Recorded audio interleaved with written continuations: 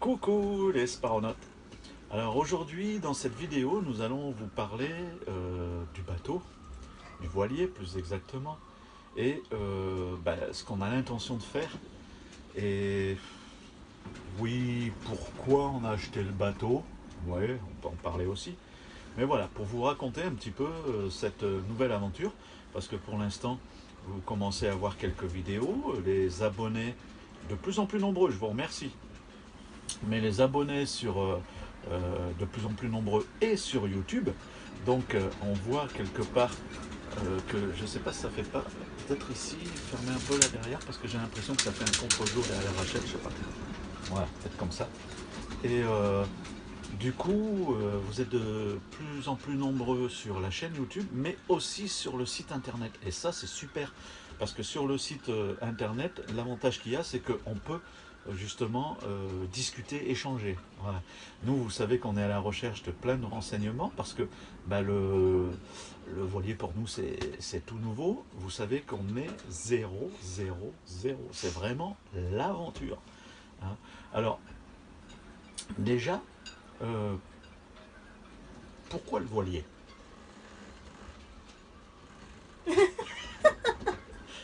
2 heures après. Pourquoi un voilier? Je sais pas. Non, vas-y. Vous voyez pourquoi c'est moi qui parle, hein? En fait, moi, le voilier, déjà, je connais la Méditerranée pour avoir navigué pendant pas mal d'années dessus, parce que c'est notre région, quelque part. Et puis, quand je voyais les gens partir avec leur bateau, partir à l'aventure, les gens, quand je passais dans les ports, parce que comme je travaillais en plongée, on avait le bateau qui était basé au port, donc on rentrait, on sortait, on voyait les gens, on les croisait, on parlait, les gens qui vivaient sur leur bateau, tout ça, ça me faisait rêver. Je disais, mais ça, c'est vraiment une vie que je trouvais sympa et qui m'a toujours intéressé. J'ai toujours voulu acheter un voilier et vivre dessus. Bien évidemment, à l'époque, puisque nous n'étions pas adeptes de caravanes, camping-car, tout ça, on était en appartement. Et quand on regardait les voiliers, pour avoir quelque chose de vivable, à notre avis, il fallait quelque chose qui mesure, on va dire, entre 12 et 15 mètres. C'était le minimum qu'on envisageait dans notre tête pour pouvoir vivre sur un voilier. Et c'est vrai que quand on voit des bateaux de cette taille, et souvent de leur beauté et l'aménagement, avec une cabine, voire des fois 2 cabines, une avant à l'arrière, même parfois certains ont même 3 cabines avec 2 de chaque côté à l'arrière, dans ces tailles-là, le carré, la cuisine séparée, etc., le cockpit tout fermé, voilà, c'était le genre de bateau que l'on regardait et qui nous faisait rêver.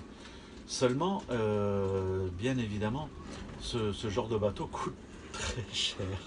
Très très cher. Non seulement à l'achat, mais également à l'entretien et à l'usuel, on va dire. Donc un voilier, c'est un véhicule qui permet de naviguer grâce au vent, on est bien d'accord.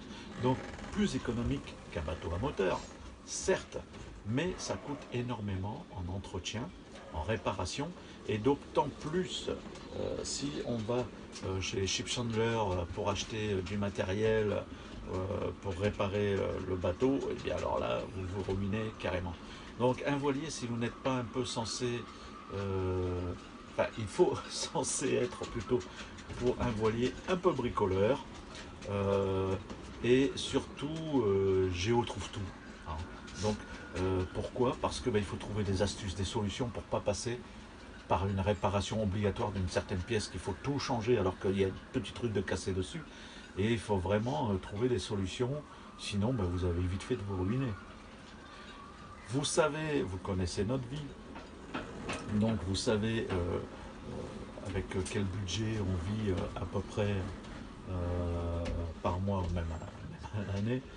Et bien entendu, l'achat d'un voilier tel que celui dont je vous parle était complètement inimaginable pour nous. Mais je ne désespérais pas un jour d'avoir mon voilier. Donc je me suis dit peut-être qu'un jour je repartirai dans la restauration pour gagner plus d'argent, etc., etc. Mais qui dit travailler dans la restauration dit les contraintes qui vont avec, les arnaques, etc., payer, pas payer, voilà. Bon, il faut dire aussi que quand on arrête de travailler, et Rachel peut l'attester elle-même, quand on arrête de travailler, on n'y prend envie de goût. Et après, on n'a vraiment plus envie de travailler. Aussi bien pour un patron, hein, ou même pour nous, hein, parce que travailler à son compte, c'est bien, c'est mieux que travailler pour un patron dans certains cas, si on en a les capacités. Mais il y a aussi beaucoup de soucis. On a été patron, donc on sait de quoi on parle. Il y a beaucoup de soucis. On peut brasser beaucoup d'argent, on peut en dépenser aussi beaucoup. Donc voilà, il y a puis toujours l'inquiétude de ne pas avoir de clients, que l'entreprise ne tourne pas. Et là, vous avez vu, en plus avec Covid, etc., il y a beaucoup d'entreprises qui ont fermé, hein, qui ont planté tout simplement. Donc, ensuite, j'ai parlé avec la famille. Je filme mon café, sinon il va être froid. Et on a parlé avec la famille quand on est parti avec Ch'ti Pépère, enfin un peu avant ça. On cherchait soit de partir justement vivre sur un voilier, et partir en voilier, ou en camping-car. Avec la famille, quand on a parlé de vivre sur un voilier, donc à l'époque, rappelez-vous, Rémi avait une dizaine d'années, la famille nous a traités de complètement débiles. Ils nous ont dit, enfin moi surtout, tu es complètement inconscient, vivre sur un voilier avec un enfant, avec ta femme, c'est dangereux, la mer c'est dangereux, l'hiver c'est froid, voilà, tout un tas d'histoires pour essayer de nous dissuader à fond la caisse. Mais vraiment, moi ce qu'on m'a surtout rabâché, c'est d'être complètement inconscient, de forcer ma femme et mon fils de vivre comme ça. Alors que j'ai jamais forcé ni Rachel ni Rémi de vivre comme moi je le veux. On en parle toujours avant, on discute, et c'est que si on est tous les deux d'accord. Après, c'est vrai que des fois, quand Rachel a des craintes sur un truc ou quoi, comme là le voilier, elle dit ah mais je vais être malade, je sais moi en mer je suis toujours malade, je vais pas pouvoir, rien que au port je vais être malade. Et bien j'ai dit écoute, rien ne m'empêche d'essayer. C'est pour ça qu'on était parti à l'origine pour faire une location d'un voilier, pour voir ce que ça allait donner, pour voir si elle aurait été capable de supporter. Et puis bah, finalement la location, vous le savez, ensuite si vous suivez les vidéos, ne s'est pas fait. Et donc, du coup, on n'a pas pu en avoir cœur net de savoir si c'était possible ou pas. Moi, je savais. Moi, je me connais, donc je savais que ça aurait été possible pour moi. Et même si j'avais été malade, j'aurais dit, bah tant pis, hein, je vais acheter des médicaments et je vais dégueuler par-dessus bord et nourrir les poissons s'il faut, mais je vivrai. Et puis après, au fil du temps, en fait, on s'est aperçu, donc en vivant dans Ch'ti Pépère, en vivant même l'aventure du kangourou vadrouilleur, on s'est aperçu qu'on n'avait pas besoin de si grand que ça au niveau de la taille. Hop, voilà. On n'avait pas besoin de si grand que ça, qu'on se contentait d'une petite surface du moment qu'à l'extérieur on avait du grand. C'était ce qui était surtout important. Et puis, de quitter un peu la Bretagne, ou de moins avoir la possibilité d'aller ailleurs, parce que la Bretagne c'est très joli, comme je le dis toujours, mais voilà, la pluie à longueur d'année c'est insupportable, et nous on ne le supporte pas en tout cas. Et donc, eh bien, on voulait avoir quelque chose dans le sud. Et on a commencé à nouveau à regarder les voiliers. Et là, on s'est aperçu que ben, les voiliers étaient toujours aussi chers quand on parle des voiliers de 10 à 15 mètres, enfin de 12 à 15 mètres à peu près. On arrive à trouver des trucs d'occasion, mais il faut compter entre 10 et encore 10 000 euros. Vous avez des choses bien souvent de mauvaise réputation ou de mauvaise qualité, ou bien abîmées, où il faut tout refaire. Et après, il faut, pour avoir un truc, on va dire, de l'état de Blue Pearl, eh ben, il faudrait compter au moins 20-25 000 euros, ou un gros coup de chance, comme des gens qui nous suivent ont eu avec l'achat de leur voilier. Hein. Ils ont eu beaucoup de travail à faire dessus, mais surtout apparemment beaucoup de nettoyage, et le voilier était pareil. D'après ce qu'ils nous ont dit, en bon état plutôt, donc tant mieux. Et c'est un voilier donc, de plus de 10 mètres. Et voilà. Mais nous ici, on a regardé sur la côte, il y a deux problèmes. Enfin, un problème surtout, un gros problème, c'est les places au port. Il n'y a plus de place dans les ports. Les ports sont saturés, saturés, saturés, à tel point qu'il faut faire une demande pour se mettre sur une liste d'attente. Et dans beaucoup de régions, surtout du Var, il y a parfois 3-4 ans d'attente avant d'avoir une place de disponible. Or, nous, si on avait acheté un voilier de cette taille pour pouvoir avoir une place au port, il aurait peut-être même fallu attendre plus longtemps. Et quand on achète un voilier, il est certes parfois déjà à l'eau, mais quand il est vendu, il n'a plus sa place. Il perd son privilège. La personne qui vend son voilier, bien souvent, perd son privilège et donc ne peut pas vendre son voilier avec la place au port. Quelque part, ça a été un avantage pour nous. C'est ce qui nous a permis de trouver un voilier beaucoup moins cher qu'à l'époque, parce que justement, ça a fait baisser les prix des voiliers. Beaucoup de voiliers qu'on a regardés sur Internet étaient pas chers parce que justement, il n'y avait pas de place au port transmissible en fait. Donc du coup, nous acheter un voilier sans place au port, ça ne nous intéressait pas. C'est pour ça aussi qu'on a eu énormément de mal à trouver. Et après, un autre problème qui s'est posé à nous, donc le deuxième problème, c'est le prix de la place au port. Parce que le prix de la place au port marche par catégorie, de autant à autant de mètres, de autant à autant de mètres, de autant à autant de mètres, ainsi de suite. Bien sûr, les places au port pour les voiliers sont déjà un peu plus chères que pour les places au port pour les bateaux à moteur, parce que les voiliers sont bien souvent plus grands que les bateaux à moteur. Et les catégories, en principe, vont jusqu'à, pour les places au port les moins chères, pour les voiliers, de 4 à 8 mètres, je crois. Et après, dépasser 8 mètres, c'est de 8 à 10, et après, de 10 à etc., etc. Donc, le prix de la place est du simple au double. Ah, c'est un moteur qui tourne, je me demandais ce que c'était. Les prix des places sont du simple au double, c'est-à-dire que pour un voilier comme celui-ci, donc de 8 mètres 30 avec la petite plage arrière. Si on enlève la plage arrière, il fait 8 mètres en fait. Eh bien,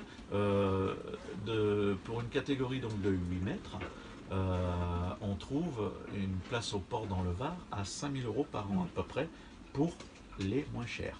Parce qu'après, ça peut monter à plus de 8 000 € par an. La place au port comprend en principe l'eau, l'électricité, l'internet, enfin le wifi. Donc désolé, j'ai dû rebrancher le téléphone, il n'y avait plus de batterie. J'espère que la partie précédente a été filmée. Et donc, la catégorie de ce bateau, donc jusqu'à 8 mètres, il fait partie des plus petites catégories en taille, donc les places sont les moins chères. Pour donner un exemple, dans les Bouches-du-Rhône, les places sont beaucoup moins chères que dans le Var, par exemple.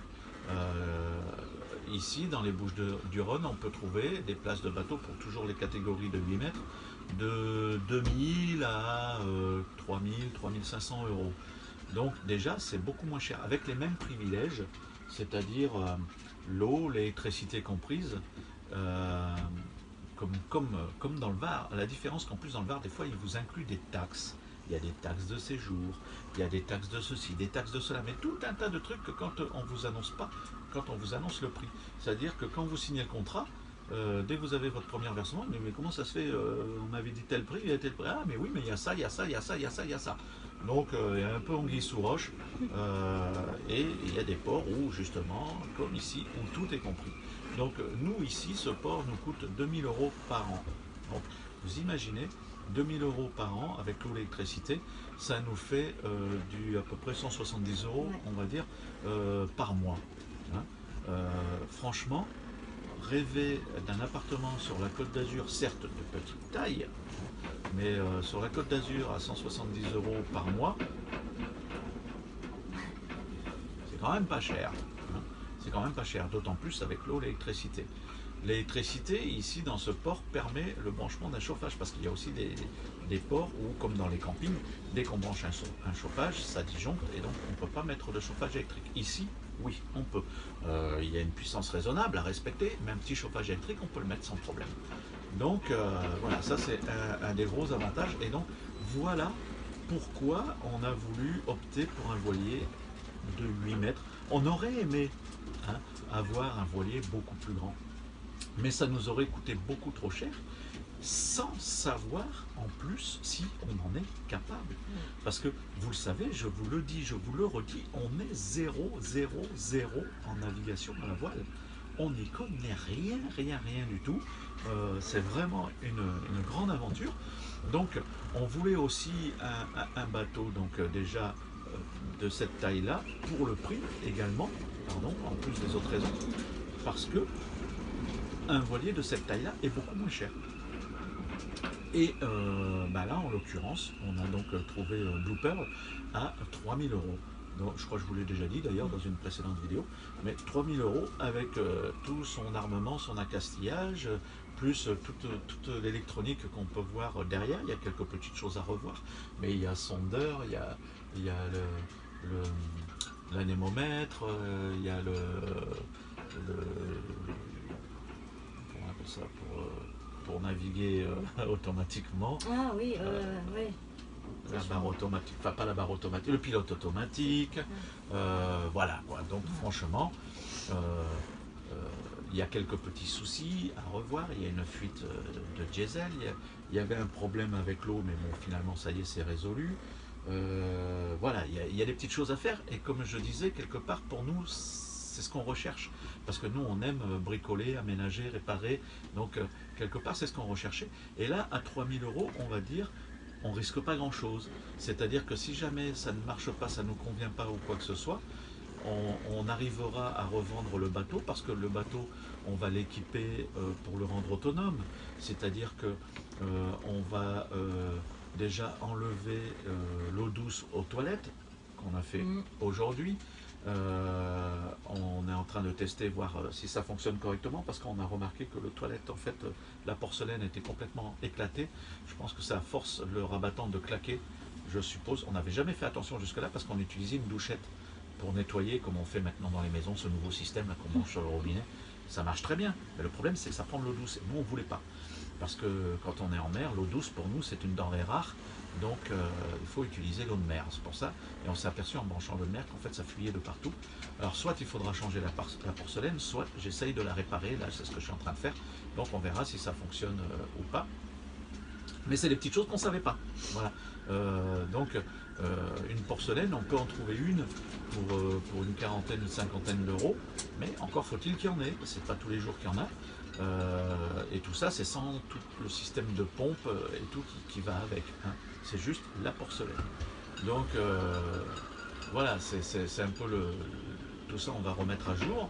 On va installer panneaux solaires, on va installer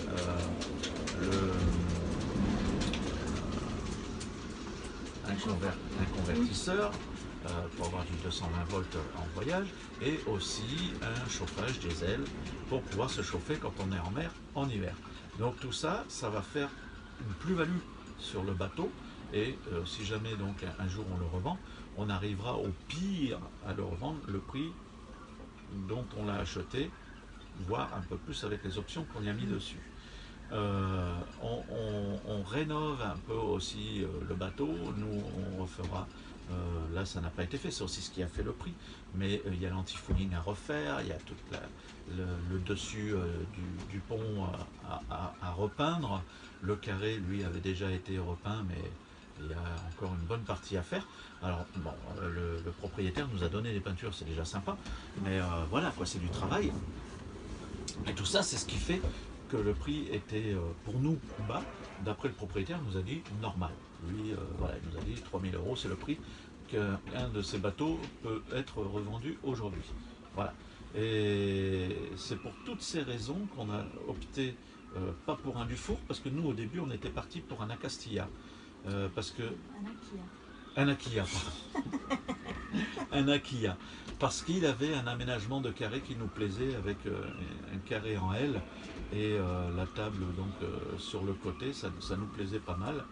Et en fait, les Akia, justement, par cet aménagement, sont vendus plus cher et aujourd'hui, on les trouve en mauvais état à 5 000 € et voire en bon état à 10 000 € pour la même taille. Hein. Il fait 8 mètres de long, c'est exactement la même taille, et il fait quelques centimètres de plus en large, c'est-à-dire qu'il fait 3 mètres de large, alors que celui-ci fait 2,80 m des poussières, je ne sais pas combien exactement. Voilà, la taille c'est exactement la même, mais c'est vrai que c'est un bateau peut-être un peu plus moderne, la Kia. Mais voilà, on a vite compris que c'était pas dans nos moyens. Donc on a cherché un bateau de 8 mètres. Et puis, pourquoi le Dufour? Pas pour une raison particulière. Toujours est-il que quand on a trouvé celui-ci, on est allé voir sur internet ce qu'il en était dit. On a trouvé des magazines d'époque à sa sortie qui parlaient de ce bateau et qui en donnaient plutôt du bien. Il y avait quelques petits défauts, mais sinon il y avait beaucoup de bien. Il était très bien noté. C'est un bateau qui a même remporté des régates, dont celui-ci d'ailleurs, il y a une médaille qui est là, et il a remporté une régate. Donc voilà, c'est un bon bateau, fiable, costaud. Donc c'est pour toutes ces raisons, quand on a vu ça, on s'est dit, bon, bah ouais, alors pourquoi pas. Et qui plus est, voilà, comme je disais l'autre jour, un bateau français. Donc on a opté pour celui-là. Alors le Dufour 27 donc, est un bateau qui a été construit à peu d'exemplaires. Il a été construit à 350 exemplaires au total. Lui d'ailleurs, c'est le combien j'ai dit? À moitié, à peu près 150e, quelque chose comme ça. Donc c'est pas parce qu'après ils ont un petit peu évolué, hein, ils ont été un peu plus modernes. Certains ont le guindeau électrique, ont un enrouleur, ont quoi d'autre j'ai vu, ils ont des petites choses en plus, ils ont un piano pour le cordage, que nous il n'y a pas tout ça, il n'y a pas d'enrouleur, il n'y a pas de piano, il n'y a pas de guindeau électrique. Voilà, il y a quelques petites choses en moins. Hein. C'était un bateau des années, je sais plus, 71 ou 73, 73 73. 73. Donc, voilà, il y a quelques petites choses en moins que sur d'autres bateaux qui étaient peut-être aussi en option, je ne sais pas exactement. Mais nous, il nous a plu et je trouve que c'était le plus important parce qu'on a apprécié toute cette partie moulage jaune, mais coquille d'œuf, même pas plus clair que coquille d'œuf, hein, mais qui est vraiment très propre. Euh, Presque pas, il y a quelques petits éclats au niveau de la cuisine, mais sinon tout le reste là, il n'y a aucun éclat nulle part. Donc franchement, il est très propre, donc nous ça nous a fait tilt de suite. On a vu l'extérieur, on a dit ouais c'est vrai il faudra refaire l'extérieur, mais l'intérieur nous a vraiment plu, et son aménagement malgré tout, on a dit tant pis, c'est pas ce qu'on voulait, mais c'est quand même pas mal, et finalement c'est très bien. Donc voilà pourquoi on a opté pour ce genre de bateau et pour ce bateau.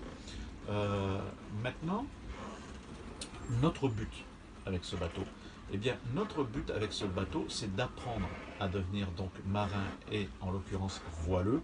Je crois qu'on dit voileux comme ça. Apprendre à naviguer à la voile. Nous, ça nous semblait justement un petit bateau comme ça être l'idéal pour, pourquoi pas, peut-être un jour passer une catégorie au-dessus. Je peux pas le jurer parce que franchement, nous, c'est pas la taille, nous, ça nous va. L'intérieur, ça nous va.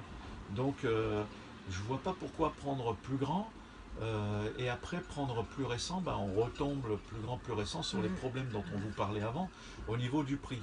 Alors peut-être qu'on trouverait quelque chose dans notre budget, puisque comme on va travailler cet hiver, on va gagner un peu d'argent. Donc du coup, on pourrait passer sur quelque chose de plus grand, mais ça nous coûterait très cher ensuite. C'est-à-dire qu'on ne pourrait plus avoir notre qualité de vie qu'on a aujourd'hui. Alors, ne vous attendez pas à ce qu'on passe sur quelque chose de plus luxueux, de plus beau. Je pense qu'on va plutôt rester sur ce bateau. On va y apporter un maximum de jeunesse. On va le rajeunir au maximum peut-être. On va l'équiper avec plus justement peut-être oui voilà un enrouleur. Par la suite peut-être un guindeau électrique. Voilà des choses un peu comme ça. On va le rendre plus baroudeur. Mais notre but par la suite est de vivre au mouillage. Donc la première année, on vit au port, parce que bah déjà on a posté notre candidature dans ce port, et on a eu la gentillesse de l'ancien propriétaire d'avoir un peu poussé au port pour avoir cette place. Donc on nous a déjà dit que normalement il ne devrait pas y avoir de problème. Pour cette taille de bateau, il y a de la place dans ce port. Et comme c'est un bateau qui est déjà basé ici, je pense que ça y joue. Donc voilà, c'est un bon plan pour nous. Donc la première année, on va rester au mouillage, au port, pardon.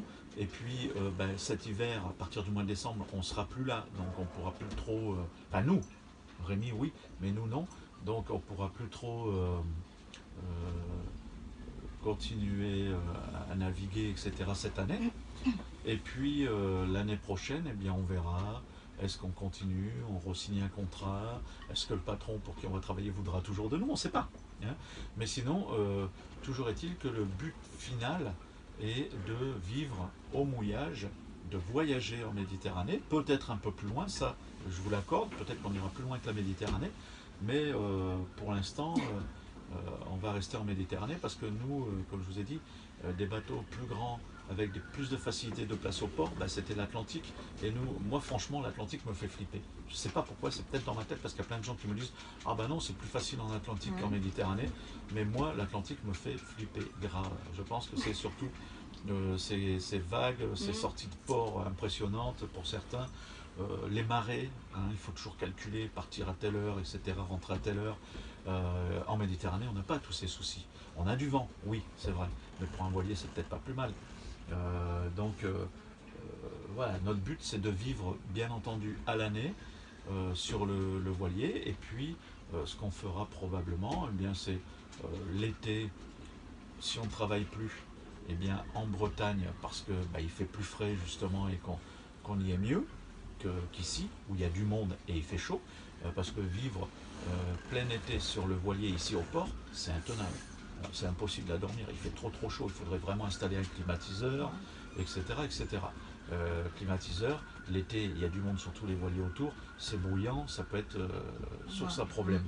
Et au mouillage, certes, c'est un peu mieux parce qu'on peut se jeter à l'eau pour se rafraîchir assez souvent, mais au mouillage, il y a du monde.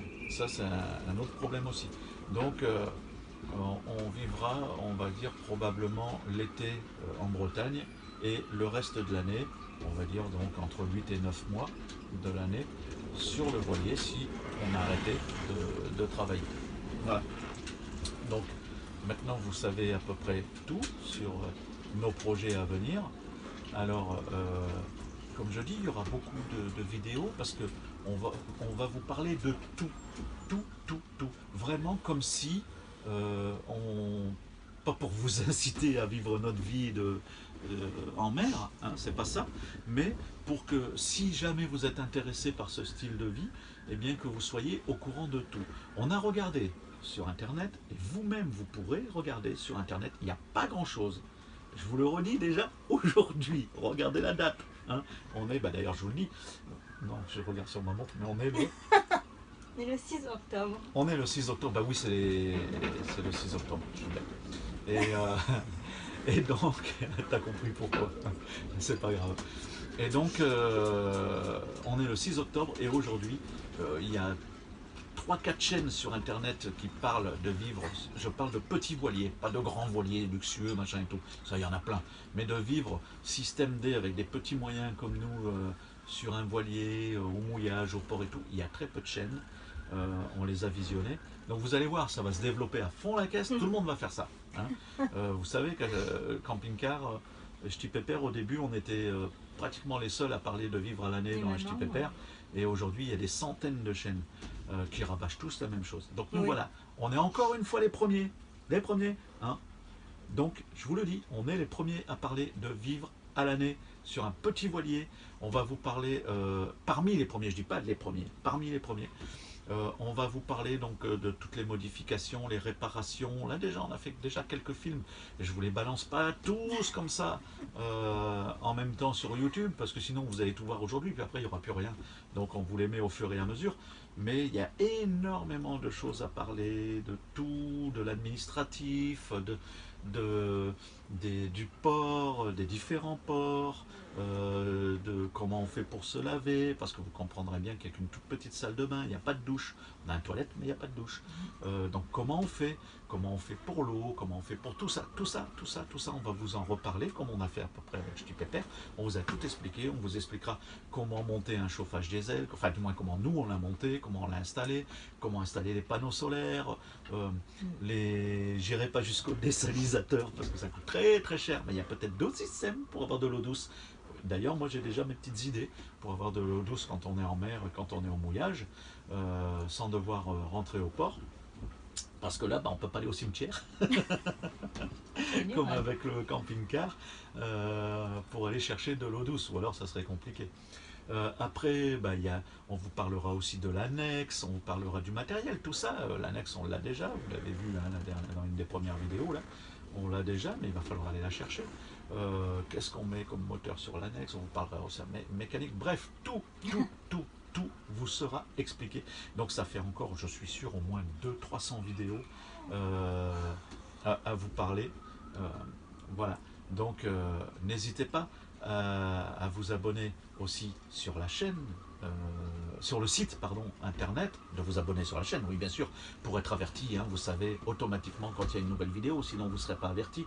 Et puis en même temps, nous, ça nous prouve qu'il y a des gens intéressés. Comme je disais tout à l'heure, vous êtes de plus en plus nombreux à vous abonner sur la chaîne. Depuis qu'on parle du voilier, vous êtes déjà presque une 50aine d'abonnés en plus. Donc voilà, c'est sympa, c'est que nous on s'aperçoit qu'il y a quelque chose de nouveau qui vous intéresse. Parce que pendant un moment, vous parlez de randonnée, nos balades, tout ça, ça vous intéressait moins. Il n'y avait pas trop d'abonnés et il n'y avait pas tellement de vues. Là, on repart à des 1000-1500 vues en 2 jours, quoi. C'est à nouveau extraordinaire. Et nous, ça nous fait plaisir de partager avec vous. Donc, faites-nous, vous aussi, plaisir. Mettez des pouces en haut. Mettez des pouces en haut. Ça contredit justement les pouces en bas. Il y en a moins déjà. Donc, mettez-en. Nous, de mettre des pouces en haut, ça nous fait connaître de plus en plus à la communauté YouTube. Et peut-être que grâce à ça, un jour, on trouvera un sponsor qui voudra dire nous donner des panneaux solaires à installer en parlant de sa marque, ou peu importe, je ne sais pas, on sait jamais. Parce que je ne suis pas contre les sponsors, je vous ai toujours dit, je ne suis pas contre, on n'en a jamais eu, parce qu'on ne les intéresse pas. Donc justement, c'est le nombre d'abonnés, c'est le nombre de pouces en haut, c'est tout ça qui fait que après on intéresse les gens. Et puis, mais toujours est-il que je dirais clairement ce que je pense du produit. Hein. Ça, il n'y a pas de souci. Si c'est un produit de merde, je ne vais pas vous dire c'est bien parce que je suis sponsorisé. Le gars, je lui dirais non, tiens, récupère tes affaires, récupère ton truc, je ne veux plus en entendre parler, c'est de la cochonnerie et on ne discutera plus ensemble. Il n'est pas question d'être fidèle à un sponsor au point de dire n'importe quoi juste pour faire plaisir et gagner quelques cadeaux, etc. Non, ça, il n'y en est pas question. Nous, on ouvrira aussi notre boutique parce que vous savez qu'on bricole toujours et tout. Moi, justement, étant à nouveau sur l'eau, je vais recommencer à peindre un peu des petits trucs, des petits tableaux pour mettre dans les bateaux, justement. Des tableaux de mer, tout ça, que je mettrai en vente sur le site. Quand je faisais du bushcraft, c'était des couteaux. Là, ce ne sera pas des couteaux, ce sera des tableaux. Ce sera des petites décorations. Ce sera aussi, qu'est-ce que j'ai dit que j'allais faire? Ah ben oui, par exemple, des lampes tempête que je vais transformer pour leur donner un style bateau avec une ampoule en 12 volts dedans à LED. Pour un éclairage plus sympa et qui fait un peu style ancien. Nous aussi on en mettra une, donc je vous montrerai, j'en fabriquerai, je les mettrai en vente parce qu'il y a des gens qui commencent à s'abonner aussi à notre chaîne qui sont eux aussi voileux, donc justement vous êtes les bienvenus.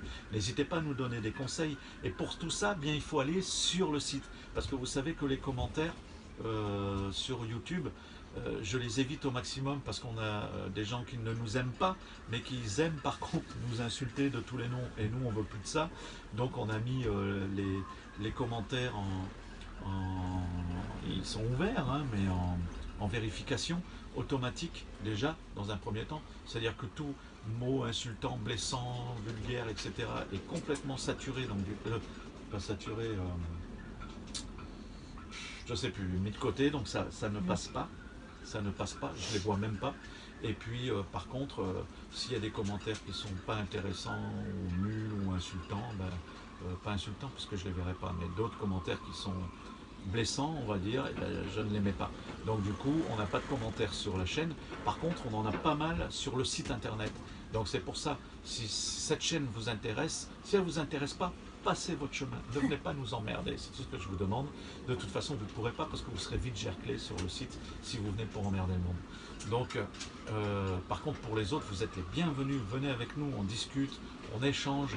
Nous, on vous demande des conseils. On met des vidéos qui ne sont pas là, visibles par tout le monde. Nous, tous les jours, on fait le journal de bord. Donc, tous les jours, je vous explique ce que j'ai fait, ce qu'on a fait. Et des fois, voilà, il y a des photos, il y a des vidéos, il y a tout. C'est un complément, vraiment un gros complément à la chaîne YouTube.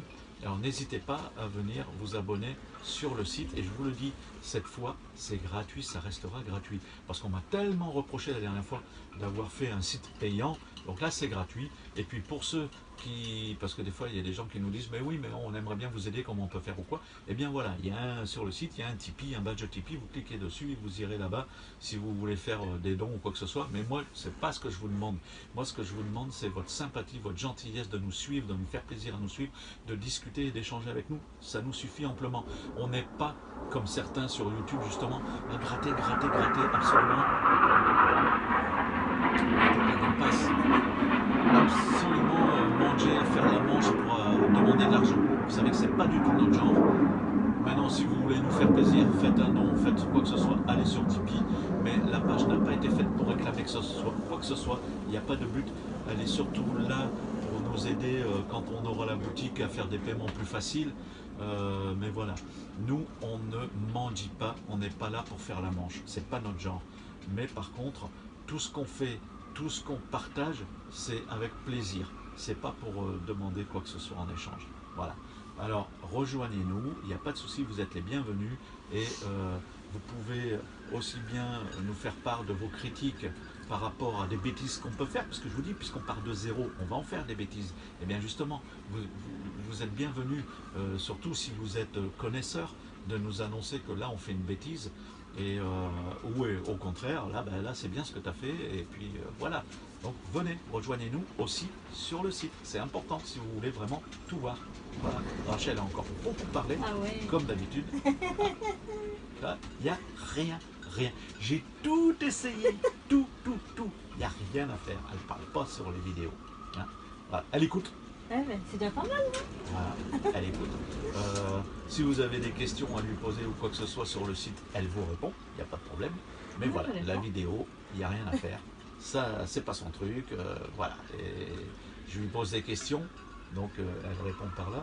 Mais toi, la vie envolée, qu'est-ce que tu en penses? Oh, pour le moment, ça va, ouais. Ça te branche? Hein? Maintenant, on verra en mer. Ah bah oui, on sera sûrement malade, mais tous les deux, t'inquiète pas. Bon, Hein, on verra bien. On restera dehors, on respirera dehors, on nourrira les poissons et on prendra des cachets. Voilà. ouais. Oui, voilà.